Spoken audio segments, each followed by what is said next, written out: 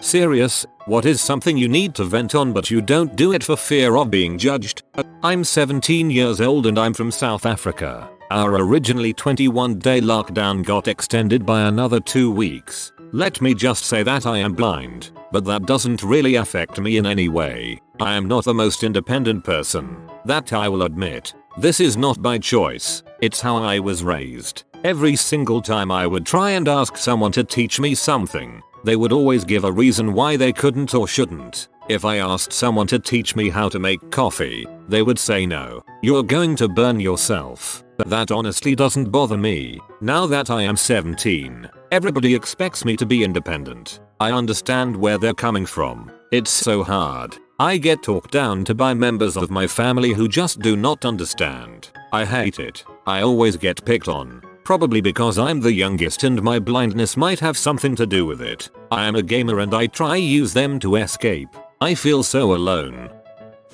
I am happy I don't get to see any of my family for Easter. I don't have to choose which family I visit this year. No one is guilt tripping me on why I chose to go to my husband's family this time, or the other way round. I don't listen to my mother who complains about the amount of work and then on how much of it goes to waste, and she never learns. I didn't participate in shopping craze, which is especially difficult this year, and absolutely unnecessary because I already have loads of food at home. Holidays were cancelled for me and it is a dream come true, but I have to pretend that I'm sad and disappointed because of I didn't. I would break some hearts. The kids across the street, when they are out playing it's so loud, and they spend most their time crying. I just want to yell shut up.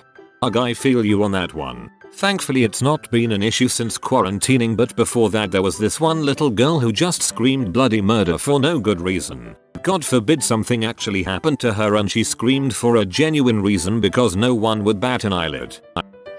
This freaking dryer, man. I don't usually do home repairs, but I ordered parts and looked up schematics online and crap so I could fix it myself. Spent a day drinking and replacing parts. It looked like it was working, then the washer had issues. Spent the next day drinking and taking apart the washer, only for it to suddenly decide to work normally. Put that crap all back together and was mildly bragging about fixing appliances myself for the first time. Ran my first non-empty load of clothes through the washer, it's fine. Tried the dryer next and it's tumbling, but the clothes don't seem to be drying. Set it to magic sensor dry instead of time dry and it ran overnight. When I woke up in the morning it was still tumbling trying to dry. The piece of crap isn't heating now. At least it's turning on. I'm peeved that after I was somewhat talking up fixing something myself for the first time it's still not working. Probably going to call a repairman in the morning to fix it right. But in the meantime, I hate this dryer. It's the heat sensor. I hate my husband's ex-wife with a burning passion. I keep it to myself because most people will think it's a jealousy thing. It has nothing to do with jealousy. I am confident that I ended up in a far better situation than her. I hate her because she uses their daughter to hurt my husband. She does not consider how badly she is hurting her kid by using her as a pawn. Her obsession with vengeance far outweighs keeping her daughter's best interest at heart. It sickens me that any mother would think convincing their child that they are being abused is acceptable. Going through this right now, I'm the husband. Crazy how evil and dumb some people can be. I want to tell someone in my family about my anorexia, but I genuinely feel like they're the kind of people that don't understand eating disorders. Don't get me wrong, I don't need them to know everything. I just need empathy and to know that somebody cares. But if I told them I feel like the things they'll tell me are, just eat. It's not that hard. You know, I had anorexia before. I felt self-conscious and didn't have my appetite for like 2 days. It's your fault for letting this happen. But you eat. How can you have an eating disorder? You're already skinny, why would you starve yourself? But you're not thin enough to have an eating disorder. I know that some people don't know what to say or how to react when someone tells them about their eating disorder. I don't need a full-on therapy session. I just want to know that they care about me. Just because you have mental health issues or personal demons doesn't give you the right to treat other people like crap. I recently left a 5-year emotionally abusive RL, and because of my upbringing with a bipolar mum, I let someone else with mental health issues emotionally abuse me. She had social anxiety, depression, and before we met attempted suicide after an abusive relationship. She made me feel bad for being me and at the same time made me responsible for her mental health. She looked at my phone, made me feel guilty for having friends, especially female friends. I was at uni and basically became a hermit stuck in my room with her, comforting her after some new disaster that was normally self-inflicted on her part. It really fricked with my head to such a degree that I still feel a sense of guilt when seeing friends. I've moved back home and while it's better than before, it's still tough. Dealing with my mum's bipolar again has made me realize why I let it happen, and frankly I don't have the patience or strength to deal with it anymore. I feel like screaming sometimes. My mum has already said and done a number of horrible things. Being in shape is a condition of my employment. I have access to 4 separate gyms with all the equipment I could need, but they are all closed. I mentioned this to a couple people and they said my personal problems aren't as bad as the people dying from this coronavirus. Yeah, I know. I wasn't turning it into a competition nor was I downplaying the deaths of people. I am simply irritated I can't work out the way I want to. I moved back in with my parents for quarantine and I hate it. I'm freaking miserable and turning into a person I don't like again because I'm so miserable here. I wish I hadn't come back and I wish I could leave. God same. College was supposed to be my escape but now I can't go anywhere. My relationship with my parents imploded a few months ago and I haven't told anyone about that because all my friends have okay to great relationships with their parents. The only friend I have ATM with difficult parents is going to tons of personal crap now with her kids and husband, so I can't burden her with my problems.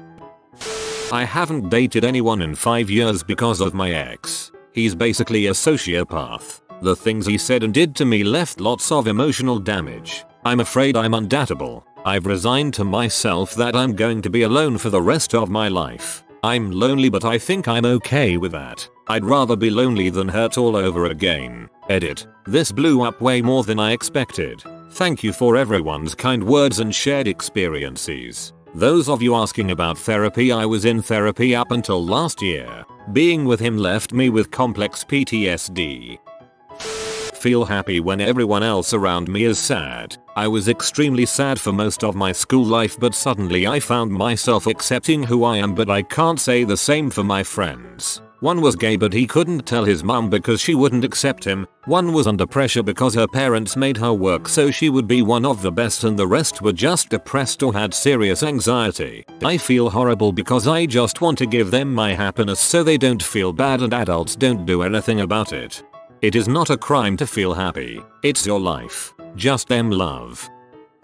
My mom's in the ICU. Has been since Tuesday. She's on a medically induced coma. She can't breathe on her own yet. She relapsed again and they were bad. I told my brothers when she wakes up I'm asking for custody of my little sister. 13. She doesn't deserve to be put last. I feel like they are judging me for not being 100% focused on my mom, which I've been destroyed by this. But there's not much I can do from 1,000 miles away. I can't call the hospital constantly because we named one person to do that and he's not very communicative. I've told him that we should put together a list of questions because the hospital has been so vague. I'm angry because of the situation, but I'm so broken by all of this. I've been trying to lose weight for the past 2 years. I'm always on a roller coaster when it comes to weight loss. I was doing pretty good until the whole shelter-in-place ordinance occurred. Since being back home with my parents, I'm normally 1.5 hours away for school. I've gained back all my weight and lost my muscle. I don't know why I keep doing this to myself. It's not really just about being skinny but being healthy again. At my highest, I weighed 294 pounds and now I'm back around it. In the past year, my lowest was 255 pounds. I was doing so well and I frick myself over. Losing weight is hard when other issues take up my mental capacity. My mom puts a lot of strain on me. Sometimes I think about liposuction but I know I would never be able to afford it, nor would I be able to live knowing I took the easy route. I don't know anymore. I'm just so tired of being fat. I'm tired of looking at myself in the mirror and seeing dissatisfaction and disappointment. TLDR. I'm fat and I want to lose weight but I can't develop the willpower to stay consistent. the whole disabled people can do just as much as able-bodied people balls. I'm disabled. No, we can't. We can be just as happy as able-bodied people and our life can be just as fulfilled. But we can't do the same stuff. We will always need extra help, be it wheelchairs or extra time off work. We will always need more time to do or learn stuff and have times where we just physically can't get out of bed. I absolutely hate when people give me crap for this opinion. Like, shut up. If you could do the same as able-bodied people, you wouldn't be on benefits. I need help to survive, and saying that makes people think benefits and such are useless when they are absolutely not. So just admit you need help. It makes your life so much better. I couldn't agree more. One of the hardest things I've ever done is accepting the fact that I'll probably never be able to work in my dream profession. My brain just can't reliably perform higher level cognitive tasks, and that's not something I can overcome with willpower or dedication or something. One of my best friends has depression. I am constantly checking on her, asking her if she's okay, offering to help, listening to her talk about her problems. I have been since middle school and I still am now. Last fall I had a horrible bout of anxiety. I was having panic attacks twice a day, and I lost 15 pounds from not eating. I would say that's the closest I've ever been to killing myself in my life. I tried to talk to her about it, figuring she would understand what I was going through, and that she would be someone I could lean on during one of the worst times of my life. All she could ever said was LOL same when I told her what I was going through. I understand depression can cloud your interactions with other people, but it just made me so angry that I had spent years being there for her, and the one time I needed her, she wasn't there for me. Remember that someone with depression might not be equipped mentally to help someone else out. As you know, it's hard enough being depressed on your own. Her not being there for you might not have been personal at all, just her inability to handle her depression and your situation as well. My best friend of 2 years broke off our friendship, which I could understand if it wasn't for the circumstances. She would get frustrated and scream at me, not respect me, throw temper tantrums as a full-grown adult. She left me stranded in a parking lot and sped away one evening. The worst was when we were sleeping over at her boyfriend's house. We were in the same bed, me and her boyfriend starts sexually assaulting me. I was raped a few years before this, and him doing that to me trigger a bad PTSD reaction. A day later she told me to get my stuff from her place, that she left outside, and to never contact her again. She didn't have enough respect to even talk to me. This was back in October of 2019, and in March of this year she wished me a happy birthday, but my birthday isn't in March. I texted and told her she needed to apologize to me for acting like that, and she blocked me. It drives me crazy that she did that because I'm positive she texted me on purpose. But I do feel better about demanding her apology and her blocking me. I got the last word, which might be a bad thing to feel good about, but after months of feeling terrible after the whole issue, it's nice to feel good again. Sorry to hear that, but you're seriously better off without her. Don't let her gaslight you into thinking you are the problem. If she ever contacts you again, you should block her. I have a genetic disorder called Ehlers-Danlos. It could be worse. There are types of this disorder that can kill you, or make it hard to go through life without being completely miserable. I have the hypermobile type of Ehlers-Danlos, so it's not necessarily life-threatening, but it does affect my life. This is a collagen disorder. Collagen is an incredibly important thing in our bodies, and is involved in pretty much every piece of us. My ligaments are loose, which means the muscles around my joints need to work harder to keep them in place. I have joint pain due to this. If I sleep wrong, I'm messed up for days. My hips like to halfway dislocate randomly when I'm walking. My knees sometimes half dislocate and get stuck that way, which is scary and very uncomfortable. I have GI issues that are almost certainly from my disorder. My teeth are weak and I get cavities easily due to my disorder. My head feels too heavy for my neck. I feel pain sometimes that I can't even locate the cause of. I'm always stretching out my muscles in an attempt to feel more comfortable. I have headaches almost every day. There is a very long list of associated problems that come along with my type of Ehlers-Danlos. None of them life-threatening, but all of them affecting my quality of life. I'm not sure what the future will hold for me when this is how I feel, and I'm only 18 years old. But people don't understand it. I can get a handicap placard for my car if I want, but I don't because I know people will give me dirty looks. I know I'll hear nasty remarks. I have a job where I'm on my feet all day 8.5 hours and I work with many older people. If I complain or talk about any sort of body issue I'm having, any sort of pain I'm feeling, they'll tell me I can't feel that. They say wait until you're my age. They'll tell me you haven't felt real pain yet. I try to explain my disorder sometimes, but they don't seem to understand. Sometimes I don't even understand. Underlying pain and discomfort is such a staple in my life that I don't even notice it anymore unless it spikes. I wonder, what does it feel like to be an average person? How much less pain would I feel? How much easier would it be to work out, or take a walk, or ride a bike? Would I have never gotten depression? Would I have avoided all of these cavities in my teeth? Would my grades be better? Would I be more outgoing? A doctor once told me that whatever I do, my body has to work 10 times harder than a normal person's body. But I wouldn't know, because I've never been normal. Get a placard. Make your life that bit easier and tell people to frick off if they question you. I was in a wheelchair for a while, and while gradually transitioning out, I used the placard as I was still unable to walk far due to pain. I had a stack of comebacks ready to go for anyone who wanted to start crap. Nobody ever said anything. I did get the odd dirty look now and then. I don't feel any will to live, nor to die actually. I think I've been depressed for at least a couple of years, but that this depression isn't valid because it never became full-on suicidal depression. Just feeling empty. I feel like I would be judged because I'm not really depressed. But the thing is, even if I don't have depression, something is clearly wrong. I haven't felt genuine happiness in years. I have absolutely zero confidence in anything. I have no hope for anything in the future, and being alive feels uncomfortable.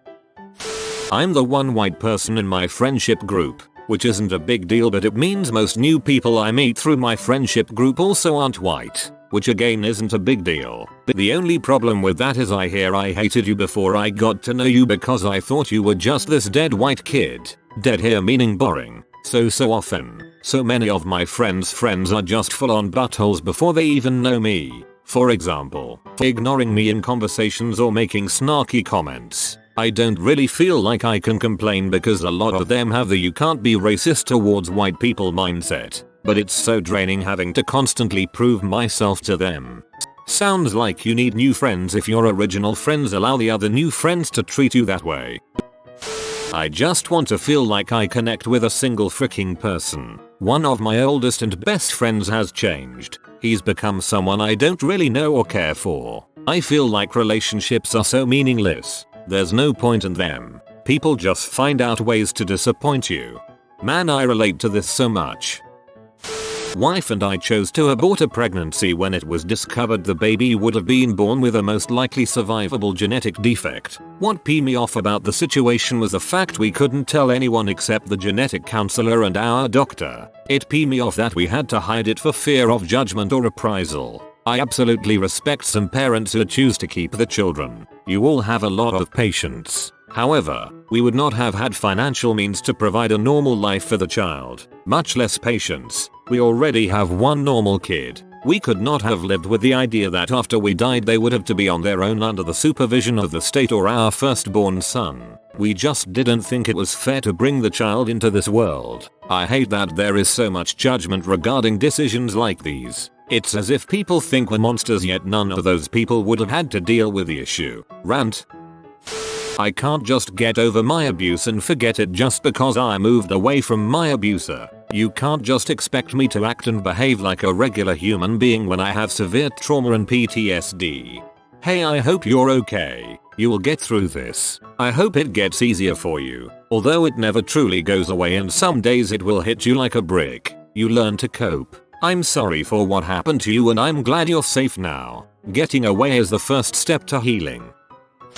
I'm stuck at home because I am a single parent, with full pay and no fear of losing my job. Guilt and melancholy gnaws at my moral, but I can't vent on in fear of hearing STFU, you are paid to do nothing.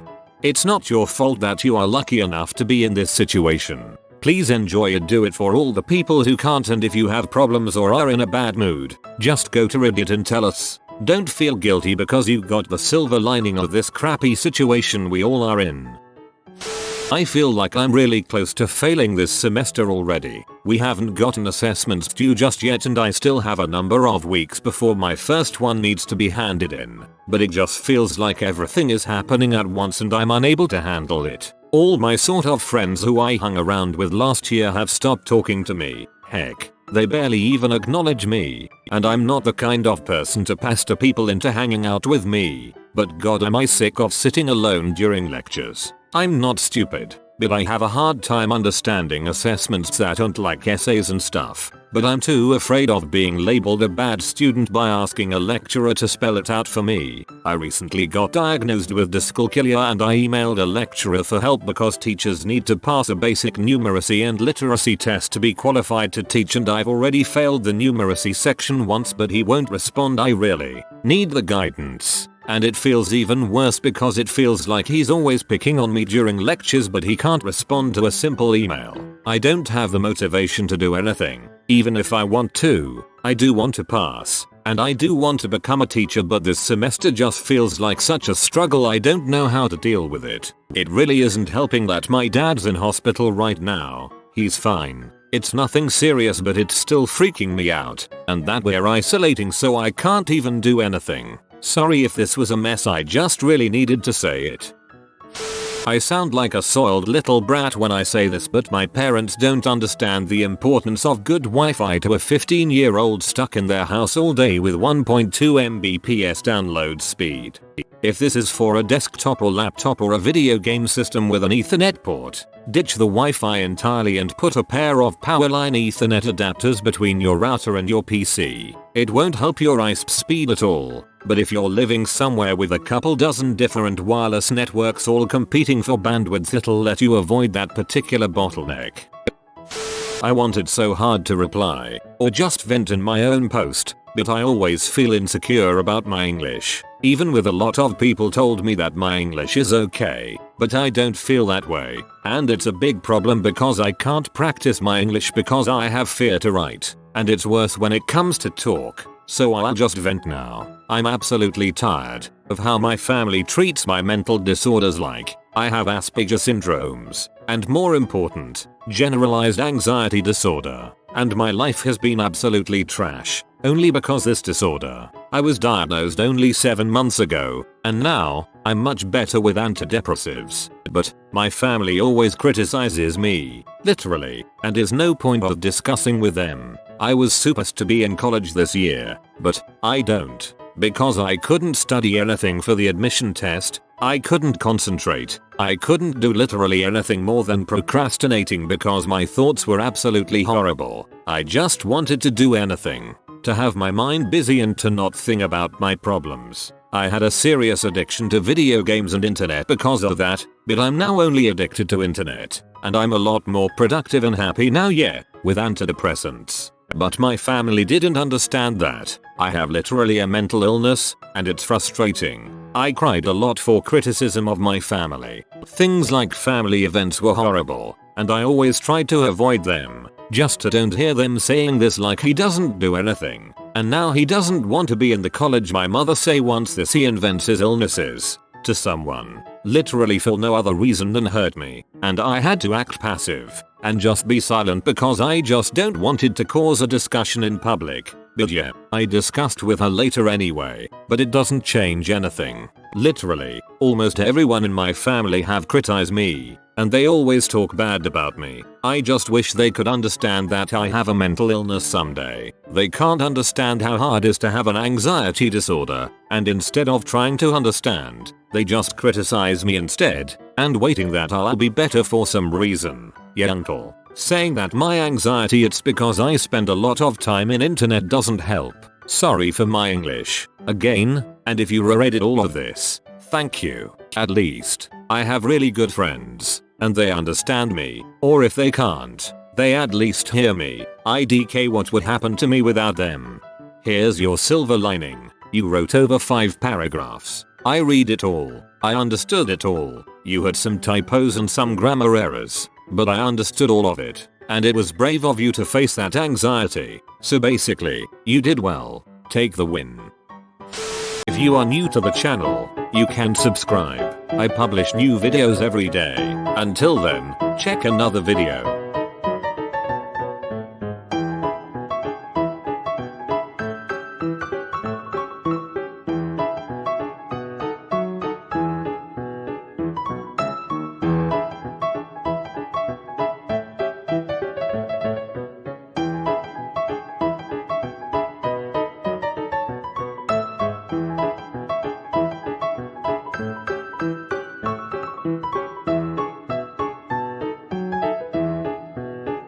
Bye for now.